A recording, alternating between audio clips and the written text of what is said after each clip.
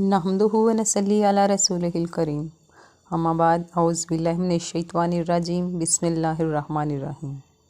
अस्सलातु वस्सलामु अलैका या रसूलल्लाह। रमज़ान की पहली सहरी खाते ही या बासितु या मुनअमु का वजीफ़ा कर लें, इतनी दौलत अता की जाएगी कि ज़िंदगी भर लोग आपसे ले लेकर खाएंगे। इस्लामिक नरेटिव के नाज़रीन अस्सलामु अलैकुम। रमज़ान का ख़ास ख्याल रखें क्योंकि ये अल्लाह ताला का महीना है जो बड़ी बरकत वाला और बुलंद शान वाला है।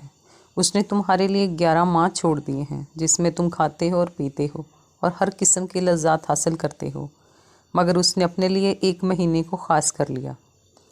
रमज़ानुल मुबारक को सैयदुल शहूर यानी तमाम महीनों का सरदार भी कहा गया है। यह महीना बेशुमार बरक़ात का महीना है। 1400 बरस से लाखों करोड़ सालिहा और इब्रार इन बरक़ात का मुशाहिदा करते आए हैं और आज भी इन बरक़ात से बहरामंद होते हैं।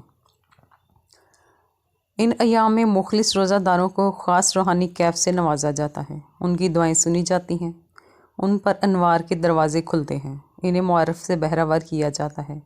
वो कश्फ़े रुइया हो या इल्हाम की नेमत से सरफराज होते हैं और सबसे बढ़कर ये कि इन्हें अल्लाह की एल का नसीब होती है, तो इस पर अल्लाह की बेपाया रहमतों का नज़ूल होता है।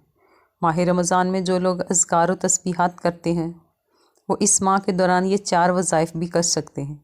ये इंतहाई मुख्तसर और जामिया वज़ाइफ हैं जो इंसान को रिज़्क़ और सेहत की बहाली, दुआ की कबूलियत और गुनाहों से बचने में मदद फराहम करते हैं। रोज़े में वसत के लिए नमाज फ़जर के बाद अव्वल आखिर दुरूद इब्राहिम 21 मरतबा और ज़ैल के वजीफ़ा को 1100 मरतबा पढ़ें या बासितो या मुनअमु। गुनाहों से छुटकारा पाने के लिए नमाज इशराक के बाद अव्वल आखिर दुरूद इब्राहिम 7 मरतबा और इस वजीफ़ों को 313 मरतबा करें या आखिर या हादियु दुआ की कबूलियत के लिए।